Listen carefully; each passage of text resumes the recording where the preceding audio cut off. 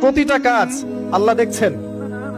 আমার ওঠা বসা, আমার চলাফেরা, আমার রাতের অন্ধকারের গোপন পাপ, আমি মানুষের কতটুকু হক নষ্ট করেছি, কোথায় নেশা করেছি, কোথায় নাউজুবিল্লাহ জিনা করেছি, কোথায় কোথায় নামাজ পড়ি নাই, কোন কোন নামাজ বাদ দিয়ে দিয়েছি, কত কত বছর রোজা রাখিনি, কোথায় সিনেমা দেখেছি, পর্নোগ্রাফি দেখেছি, কি করেছি না করেছি।